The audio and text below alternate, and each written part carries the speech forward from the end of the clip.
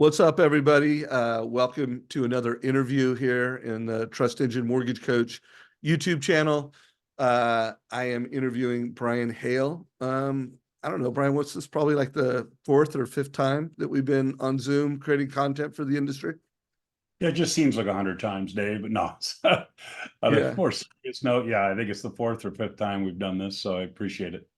Yeah, well, I appreciate you making time to lean into this community and bring leadership and all the wisdom you have for many, many years of being a CEO and today you're an advisor to a number of mortgage companies and a number of C-suites, and you're kind of like ground zero in all the M&A activity that's taking place. And I think it would just be fun to talk about what's happening in the market and where do you think things are going.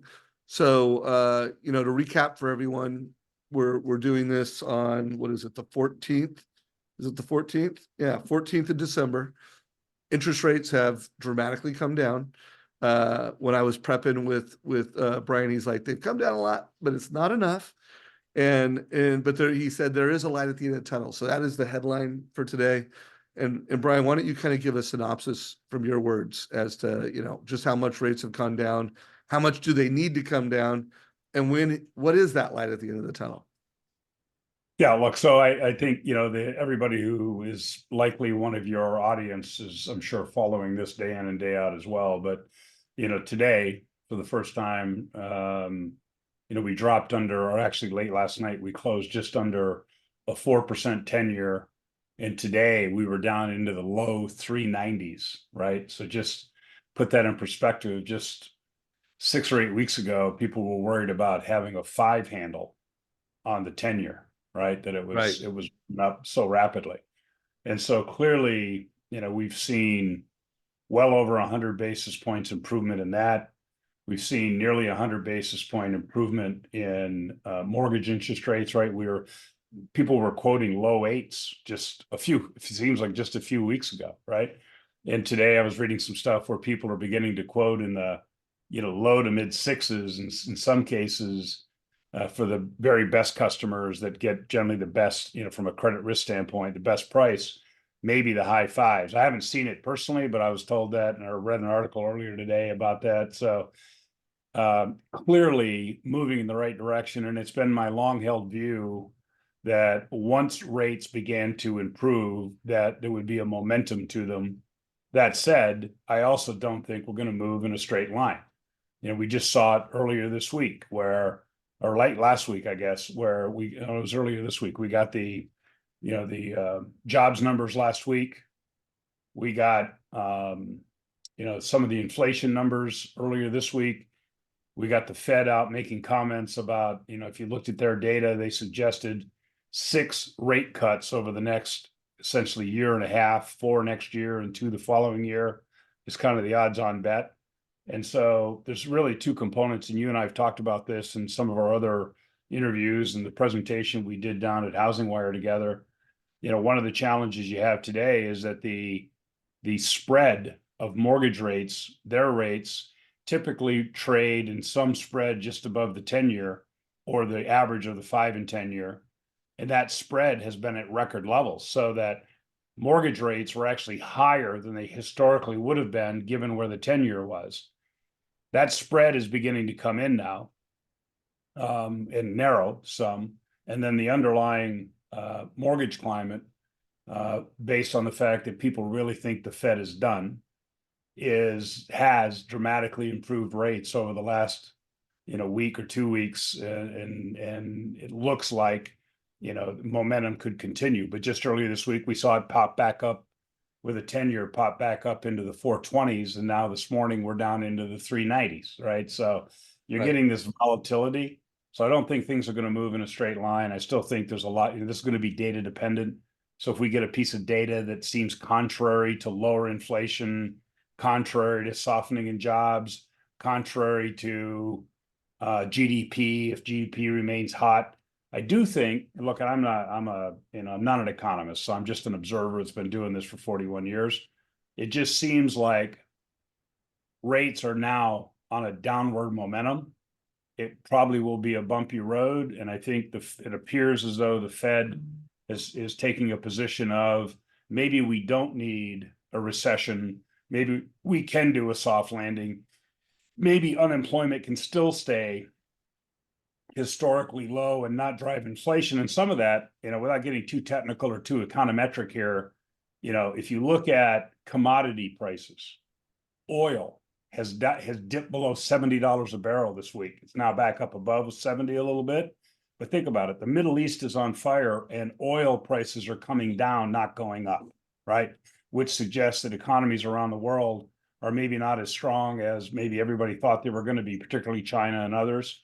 There's not as much usage, so oil prices are coming down. And it doesn't appear, though, that OPEC can stop it at this point. I mean, there's other things they could do, but so far they haven't. And so oil is a big underpinning to inflation in the U.S.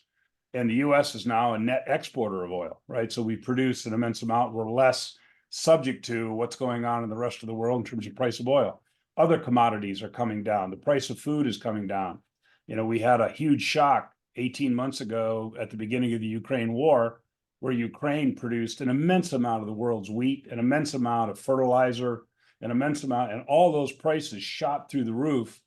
And then we had we were coming out of COVID and out of the COVID supply chain. So all those things are beginning to mitigate, and or in some cases, prices are dropping, or in some cases, deflation is coming to our shore from other areas that are moderating the general view of inflation. Therefore, rates are coming down. Therefore, there's less pressure on the Fed. And I've been saying this for a while, that I think 24 is going to be rate-wise materially better than 23. And 25 could be really much better. How does that relate to the mortgage business? I still am a little suspect of the number of sales, particularly resale real estate transactions, that'll happen in 2024. Saw some data yesterday that suggests that sales could be lower in 24 than they were in 23. And part of that is that we're coming into the first part of 24 with really low sales. I mean, new home sales are booming. That's a different thing. That's the builders, particularly the big builders, are offering well below market interest rates and those kinds of things. And they have houses for sale. There's just a dearth of listings still. And the reason I believe that, rates have come down, hallelujah. I'm a 41-year mortgage banker.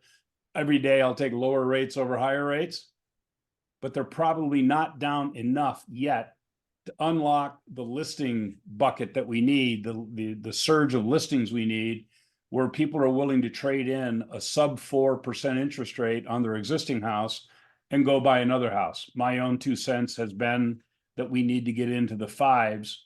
Probably you need a 5 handle of some, 5 3/4, 5 7/8.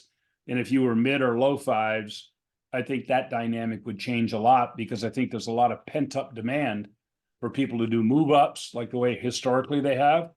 But some of the data I saw yesterday suggested 200,000 fewer sales in 24 for existing home sales than 23.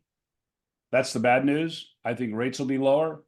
I think there'll be some refi volume, maybe more than people think, because all the loans we've made in the last 18 or 24 months will likely refi at some level as rates begin to come down. So that'll be good for the mortgage business. And then 25, we know there's going to be fewer competitors in the marketplace due to M&A, people leaving the business, all those things. And I think resales will be up, new home sales will be up, rates will be down, refi volume will be around some. 25 is going to be a much better year than 24. And I think 24 is going to be helpful for margins and other pieces, but not the runaway that people are hoping, simply because the first half of the year, the first quarter home sales, closings of home sales, are almost already in the books. Right? If somebody buys a house now, they're not closing till January or February, halfway through the first quarter. Right? And so there's a lag effect. People who finance those houses, they didn't sell the loan into Wall Street. The cash doesn't show up for another 15 or 20 or 30 days. So there's an immense lag effect in our business from where we have transactions and then we get economically healthy. So long-winded way of saying rates are coming down. It's better. I think we've seen the peaks. There are still some things that could happen in the world that could drive rates the other way very quickly. But hopefully, absent those are really exigent black swan kind of events. We should be on a somewhat downward path to better rates. There's less competition for originators today because we know that 85,000 originators have left the business over the last year and a half or so. So for those who've survived, opportunity to thrive. And I'm still bullish on the scenarios that I've been talking about for originators. Those things haven't changed. If anything, I've got more enthusiasm around them than not. Awesome. So let me summarize a few things. I do want to call out, the Rate Watch app that we have.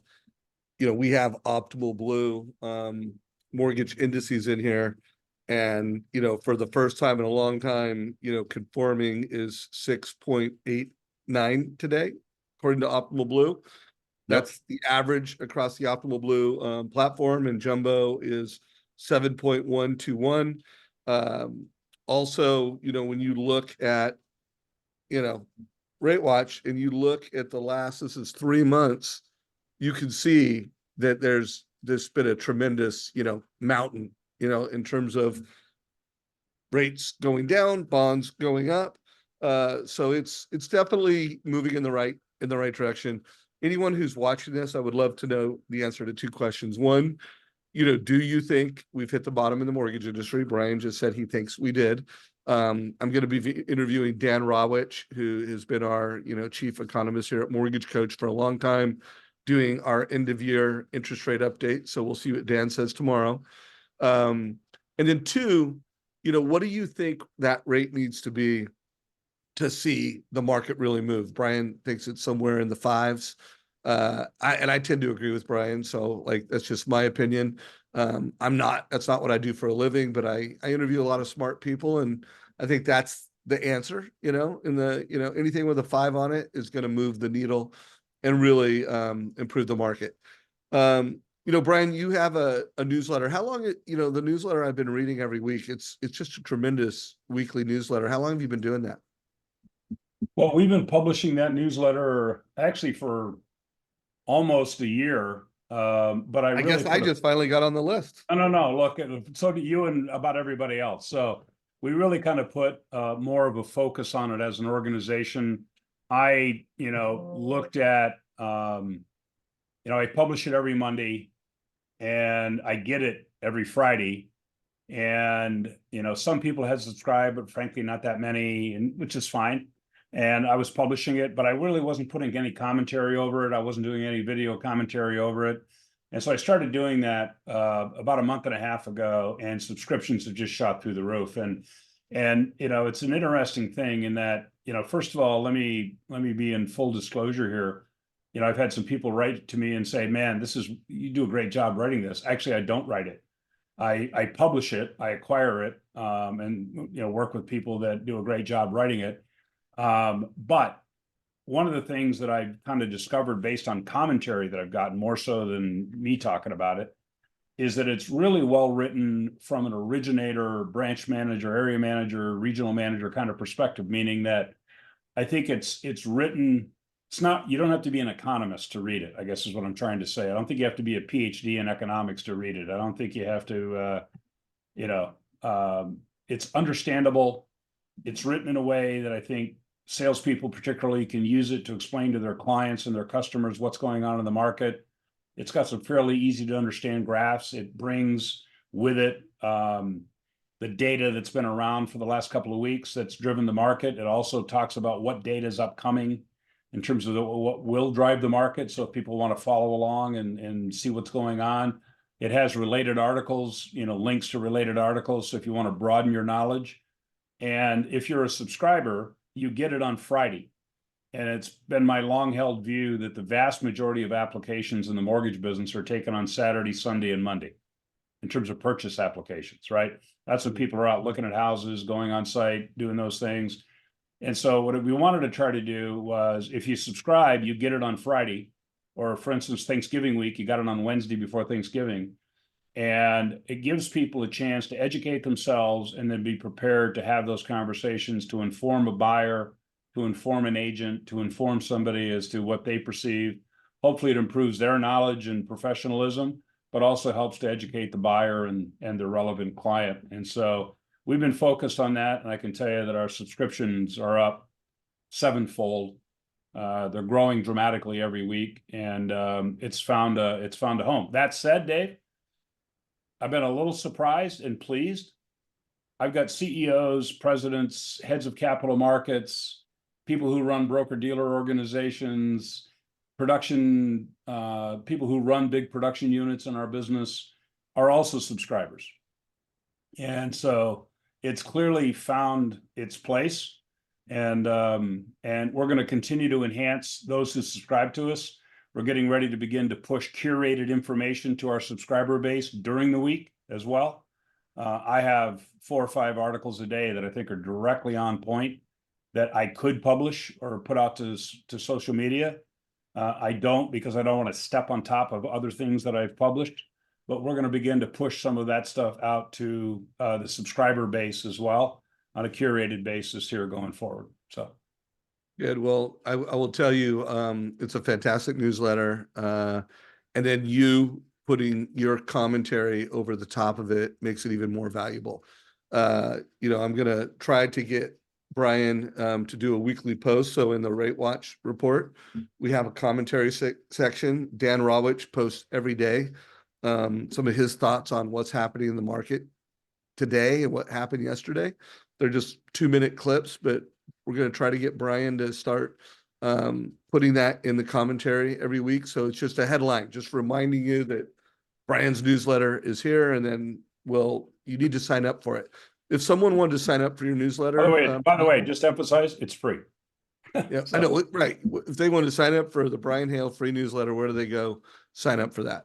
Well, they can go to our website, to mortgageap.com, right? Just directly to our website. And Dave, I can provide you a link that you can post out with your Rate Watch or other pieces, where they can click on it and go directly to the subscription. But it's available on our website. If they go to my LinkedIn, either mine or Mortgage AP LinkedIn page, there's a link there for them to subscribe. Number of ways to do it. So I can provide you the link, but if they wanted to do it today, they could go out to www.mortgageap, A as in Apple, P as in Peter.com. And on the website, there's a resources tab that you click on, and you can see subscriptions to subscribe. So we'll put a link down below, and we just gave you a bunch of places to do that. So Brian, when you think of the news that's taken place over the past, I don't know, couple weeks, I would love for you to highlight, what do you think is most important, that if you were you are talking to a lot of loan officers who are leaders to realtors, some people are branch managers and are leaders to loan officers.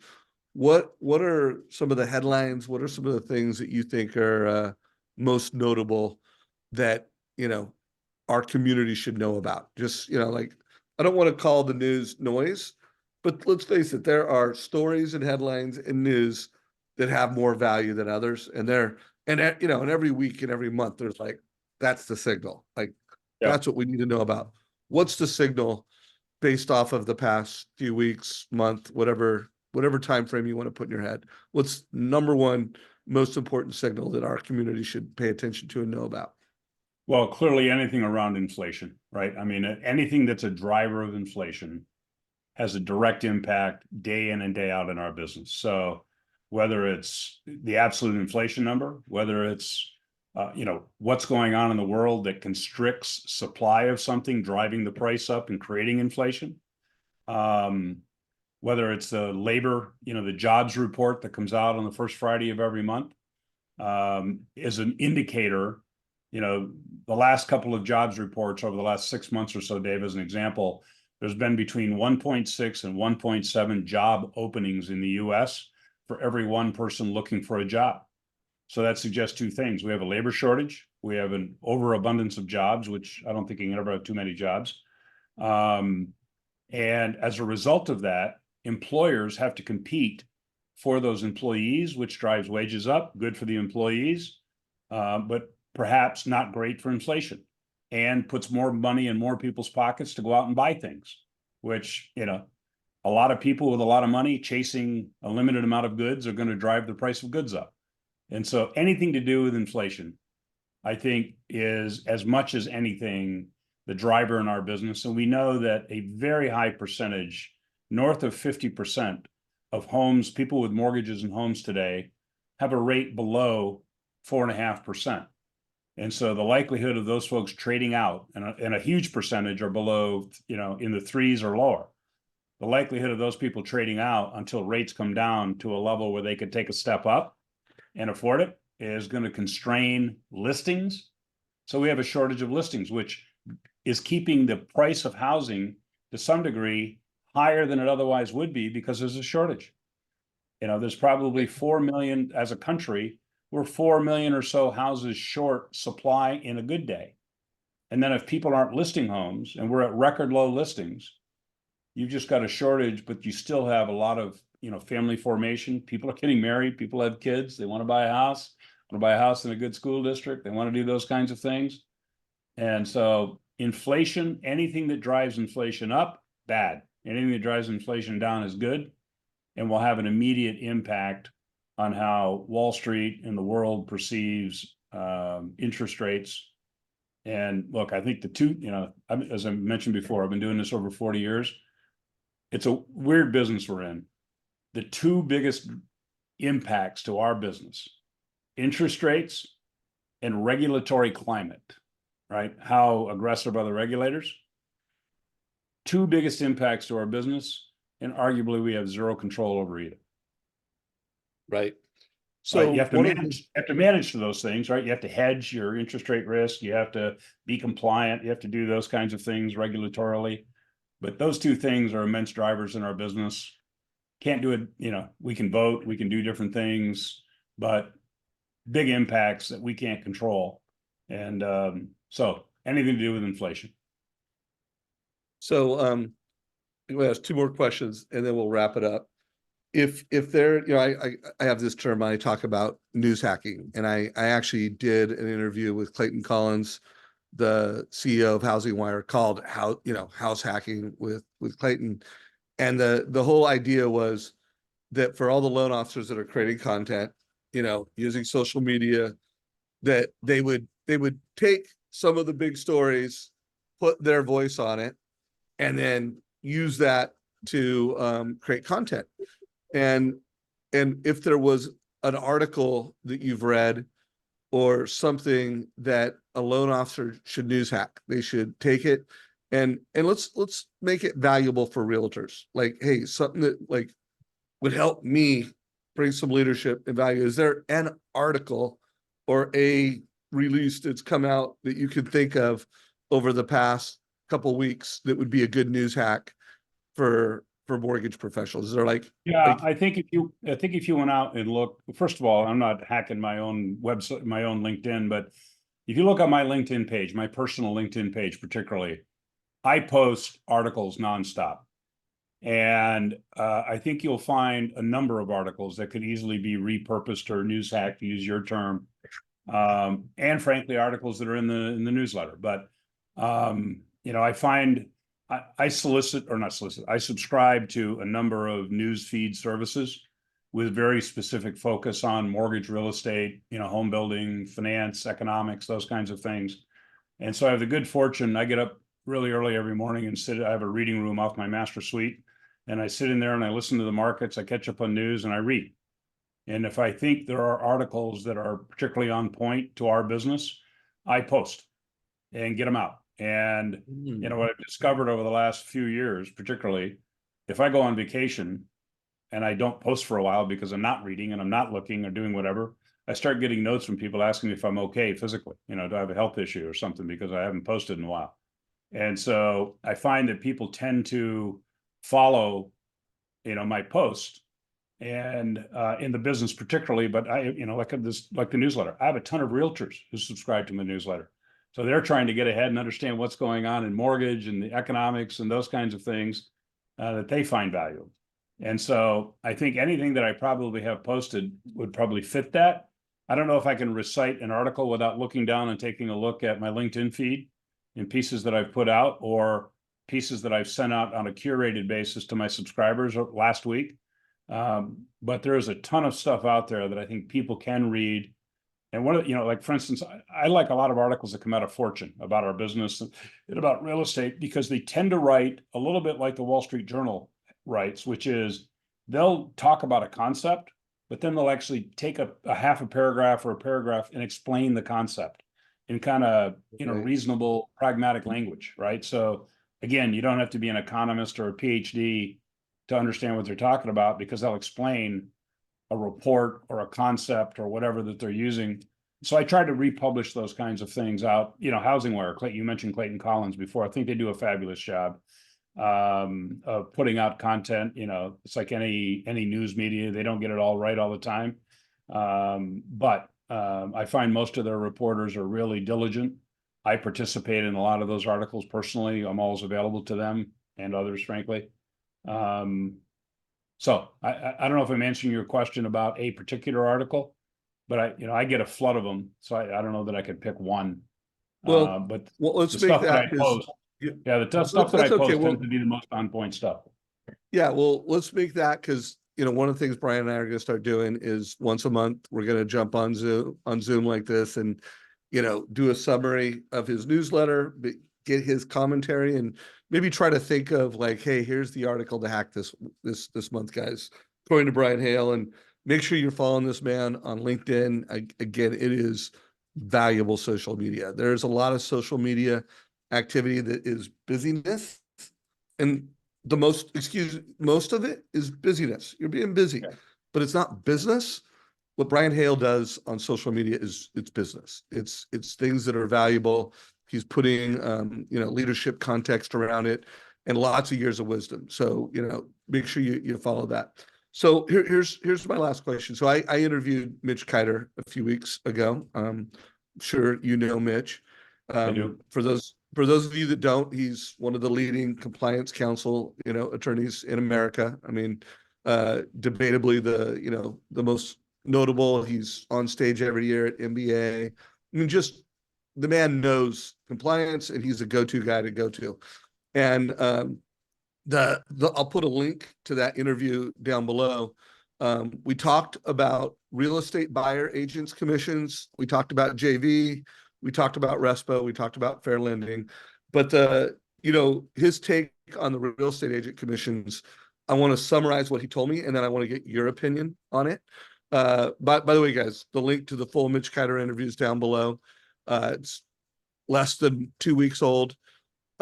He said he thought it's going to happen faster than people think it's going to happen in the real estate commissions, and he thinks there's some real entrepreneurial opportunities. He thinks we'll have some new players enter the space, supporting the buyer process. So what are your thoughts? I'd love to get the Brian Hale take on real estate commission reform, the lawsuits, and how fast is this going to happen, and what kind of issue is it, and what kind of opportunity is it according to you? Yeah, look, I'll try never to argue with a smart guy like Mitch Kiter, but and in general, I agree with him. The only thing that I don't know is what his definition of fast is. Is that like 6 months, or Couple is it? couple years. Then Yeah, I'm he I'm said in his within 2 years. Yeah, I'm in his camp then. Yeah. I got interviewed right after the first case was adjudicated by HousingWire, and my general view was nothing to see here, go back to work, right? Because there was not going to be an immediate. There was a general thought that, oh my God, FHA is dead. You're never going to get a loan if the buyer has to pay the commission, right? And all that. Slow down. Right. First of all, things just generally don't move this quickly. Second of all, there's nothing about these lawsuits that suggests that the seller can't pay the buyer's commission. It's just really about disclosure and disclaimer and transparency and those kinds of things. And so I think, if anything, it might become more of a negotiable item in the future. Just like, in many cases today, like the home builders are paying, points to buy down rates, that kind of stuff. It's a negotiable item. And secondly, it would not surprise me to see Fannie, Freddie, FHA, VA, USDA, and all the others that have alphabet soup in their names address this from a rules credit box, valuation standpoint about how to think about buyer paid commissions, how to think about seller paid commissions, how to think about all of this. And I could easily see, there's this thing in most of the agencies, it's called the 3 and 6% rule. It's depending on the loan to value, the percentage of contribution that can come from the seller type thing before you affect value. I could see those rules be changed or amended some to accommodate what's likely to go on the real estate side. I do think Hey, that, pause real quick. I mean, don't you think that's absolutely going to happen? I mean, if this reform takes well, place, I try all to of never. these agencies are going to address it, and it would be surprising if they didn't, because I see a lot of Yes. people like, well, what if this? And I'm just like, those what ifs are not likely. Yeah, like well, I try never to speak in absolutes when I'm talking about a government agency, because fair enough. that connotes or suggests logic, and that may be or may not be involved here. But I agree with you. I'd be shocked if they don't If address they this. didn't address this and make it right so that it does not The form impact of rules that a first-time home accommodate. buyer. Right. It's just going to make it rules that accommodate the reality of the marketplace. And it's in Boom. their interest to do it. It's in everybody's interest to do it. And or we're going to have a cluster, right? I mean, where people start kind of making up their own rules and doing weird Right. things. So I think there will be some standardization. I tend to agree with Mitch that I think it's going to happen faster than not. I think, to be blunt, I think there will be some newer business models that evolve in real estate that account for the new reality. And there'll be some people that are going to be stuck in the old reality and have a difficult time changing and evolving. Guess what? That's true of every business that's out there, right? As innovators come along, there's always that bifurcation that's out there. But I just don't think I don't think tomorrow real estate stops because of these lawsuits, right? And there's a lot of stuff in the pipeline. And so everybody take a breath and go back to work and originate loans. That said, to your point before about what articles, I'd be paying attention to what's going on here. And I think you're going to hear a lot of stuff, some of which may be smart analytics, some of which may be pontification by those who don't know what they're talking about.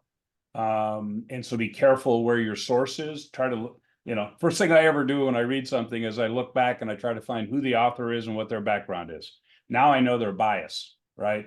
So if it's written purely from a realtor's perspective, you're going to get one view. If you get it from a regulator's perspective, you get a different view. So I think knowing who's writing and who's telling you what's going on, but you got to pay attention to this. We know that HUD, a couple of months ago, maybe almost a year ago now, time flies, changed the dual compensation rules that allows realtors in some instances to receive commission on mortgage transactions.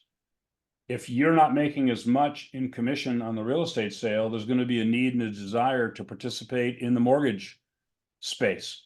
And we've already seen that evolve in a lot of places with new models and people addressing this and experimenting and doing that. And so I think that'll push more of that. And so here's the one thing, Dave, you and I've talked about in the past, just look around how much change has happened in our business in the last 3 years, 5 years, and 10 years. Does anybody honestly think that change is not going to accelerate in quantum steps over the next 3 to 5 years? Of course it is. AI, technology, evolution of business models, changing rules, changing regulators, changing administrations, changing biases, changing in our population. Everything's changing. So educate yourself, pay attention, endeavor to understand it, endeavor to understand both sides of the arguments and get a sense. And I think you'll be well suited to inform your clients and your customers on a go-forward basis, and to be able to speak in an articulate, professional way that helps burnish your reputation with both groups. I love it. So Brian, you are awesome. Last kind of validating question. I think it might have been the first time I interviewed you. You were talking about, I think your exact words were, the next 5 to 10 years in mortgage and housing are going to be stupendously, I don't know if you said the word awesome, but you said stupendously great. You still feel the same, I do. the next 5 to 10 years are going to be insanely well. Yeah, look, and like everything else, nothing goes in a straight line, right? And there could be world events that interrupt things along the way. So hold out for those, and those will happen.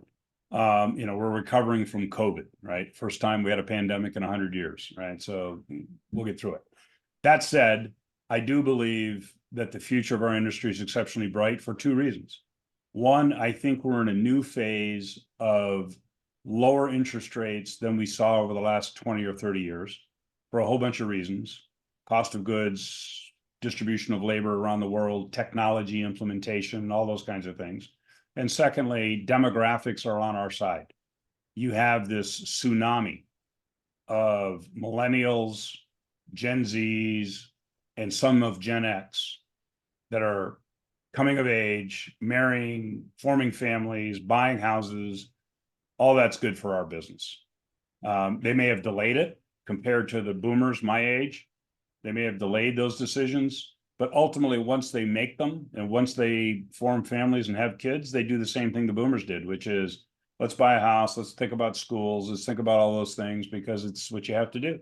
And so, secondly, there is Meredith Baxter rather just wrote a Bernie, yeah, she's a analyst off Wall Street, works for JP Morgan. She wrote an article about the gray wave, meaning people my age are going to begin to sell their house and downsize, which puts more listings onto the marketplace, and that she thought that's going to be a material impact going forward.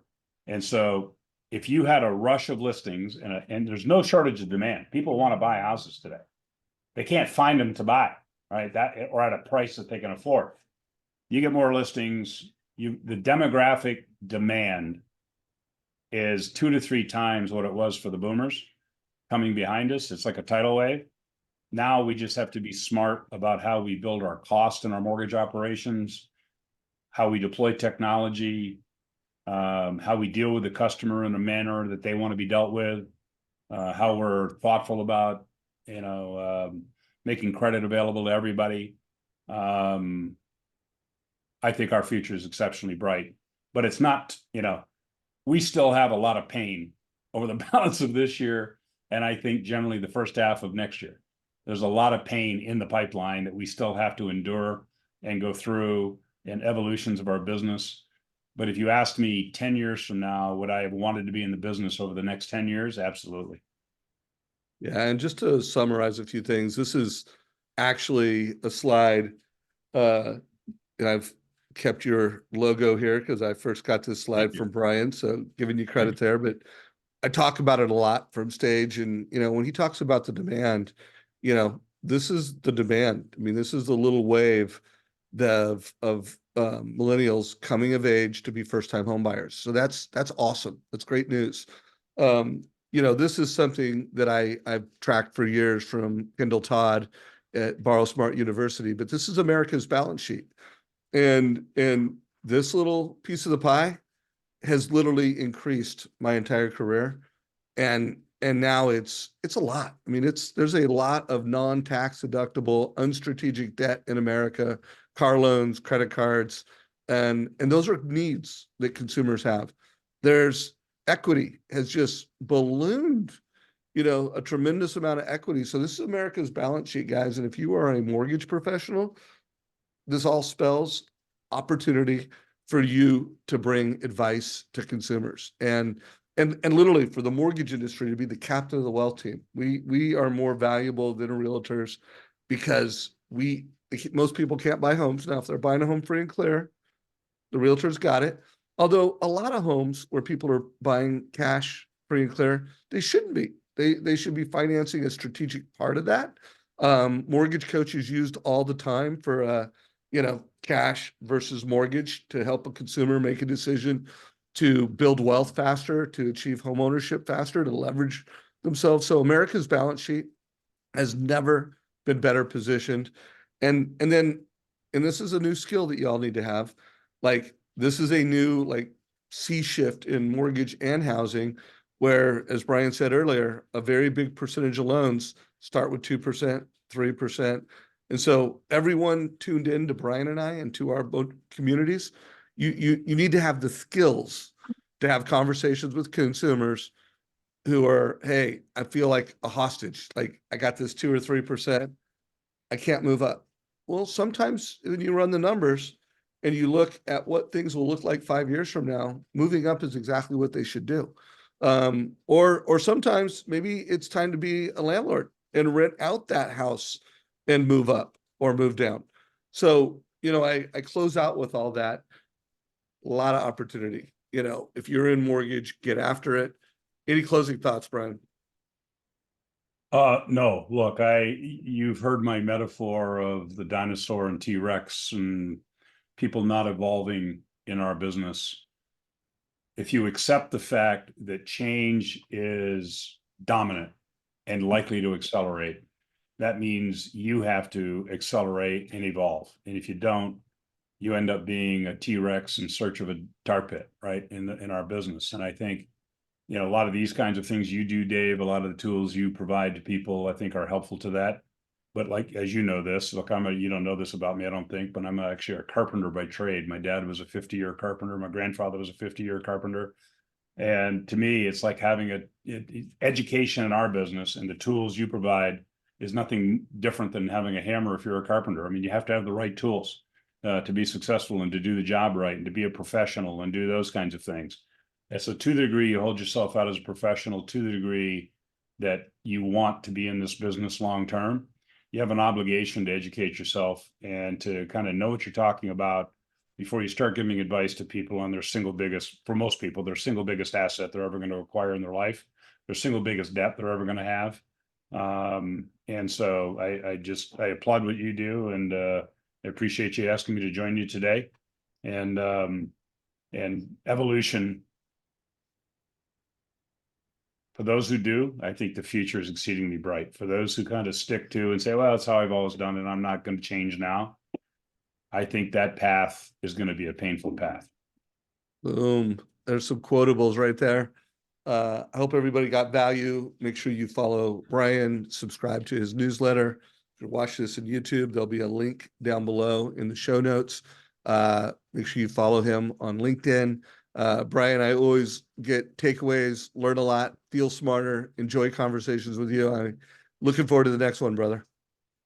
All right, Dave, I also appreciate it. I appreciate the invitation, and thanks for allowing me to join you today and to your audience. All right. Take care, everybody. This is a wrap.